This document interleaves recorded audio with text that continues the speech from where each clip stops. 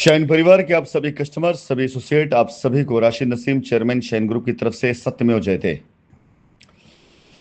साथियों, मैं ये कहना चाहूंगा कि इस पूरे शाइन परिवार के मुकदमे का जो सबसे बेहतर और सबसे सही एंगल कंपनी के तरफ देखने का शुरू हुआ है वो मई के महीने, मई 2024 में, जब एक ही माह में 5 बार कोर्ट लगी शाइन के मामले की सुनवाई करने के लिए।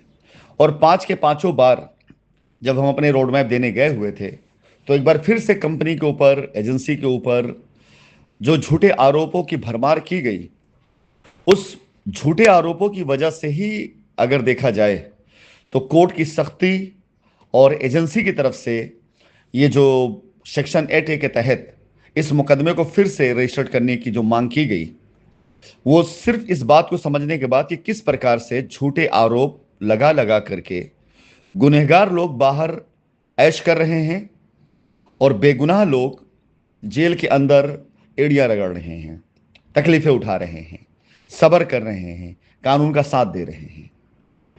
जिसकी जैसी क्षमता वैसे वो सामना कर रहा है, जिसके अंदर सहने की क्षमता है वो कानून का साथ दे रहा है, इंतजार कर रहा है इंसाफ का। और जिन बेचारों की क्षमता नहीं, वो जेल के अंदर अपनी जिंदगी बद से बदतर गुजार रहे हैं, एड़ियां रगड़ रहे हैं। ऐसी बहुत सी चीजें हैं जो कानून की नजर में आना शुरू हो गया।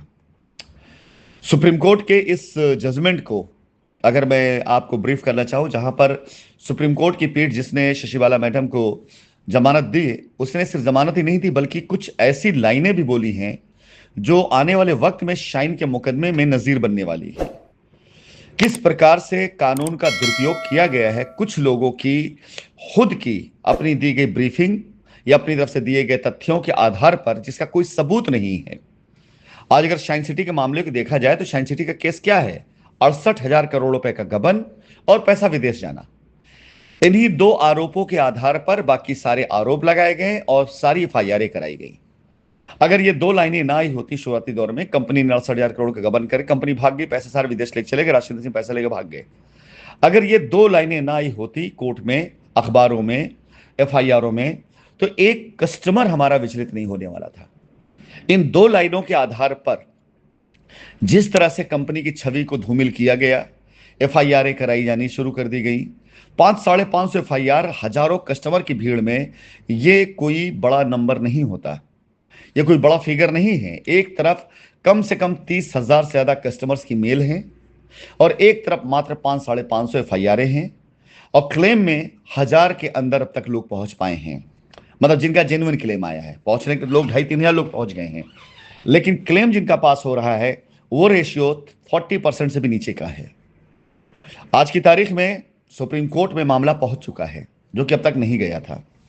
शाइन का प्रकरण पूरी तरीके से सुप्रीम कोर्ट की मॉनिटरिंग से होते हुए हाई कोर्ट तक डायरेक्शन आएगा और हाई कोर्ट से डायरेक्शन जब नीचे जाएगा जांच एजेंसियों को फिर से एक बार जांच करने के लिए इस एंगल से भी, तो वो सारे के सारे लोग जिन्होंने अब तक मलाइयां काटी हैं या जिन्होंने अब तक कानून का दुरुपयोग करके फायदा उठाया है, यकीनन बचने नहीं पाएंगे। वो मैंने आप सभी से कहा था कि जनवरी की माह ऐसे लोगों के लिए बड़ा काल वाला बनने वाला है। उसके पीछे का आधार था दिसंबर की तारीख में जो ईडी की रिपोर्ट सबमिट होनी थी और क्लेम जो खड़ा होना था।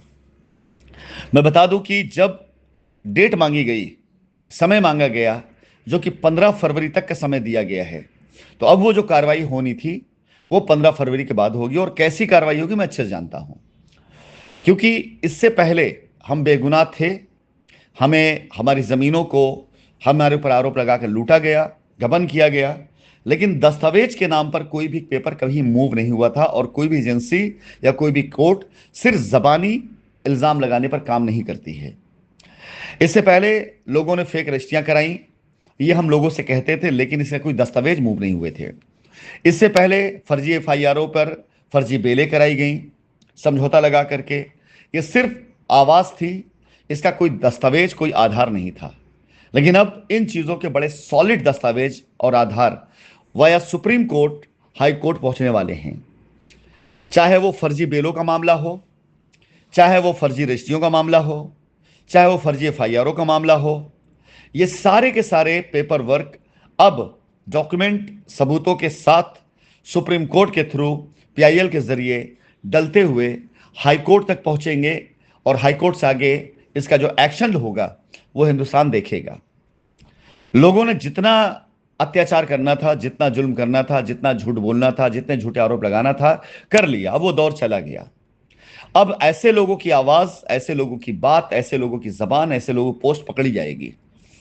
अब लोगों की इस तरह की दी गई दलीलें, जो कि पहले भी सबूत के तौर पे मौजूद है और बेइंतहा मौजूद है, इतने ढेर सारे सोशल मीडिया पर डाले गए पोस्ट, इतने ढेर सारे वीडियो, इतने ढेर सारे ऑडियो आज की तारीख में सबूत के तौर पर मौजूद हैं, जो ये बताने के लिए काफी है कि कुछ लोगों की साजिश और कुछ लोगों का पैसा कमाने का जो एक जुनून था, हराम का पैसा कमाने के लिए जिस तरह से एफआईआरें कराई गई, बेलें कराई गई, रजिस्ट्रियां कराई गई, कस्टमर्स को मोटिवेट करने के लिए जिस तरह से झूठी कहानियां गढ़ गढ़ करके सोशल मीडिया प्रचारित किया गया, जिस तरह से एसोसिएट को अपने साथ मिलाया गया, एसोसिएट ने भी मिल करके जिस तरह गबन किया गया, अब ये सारी सारी चीजें कोर्ट के सामने आनी शुरू होंगी दस्तावेज के साथ।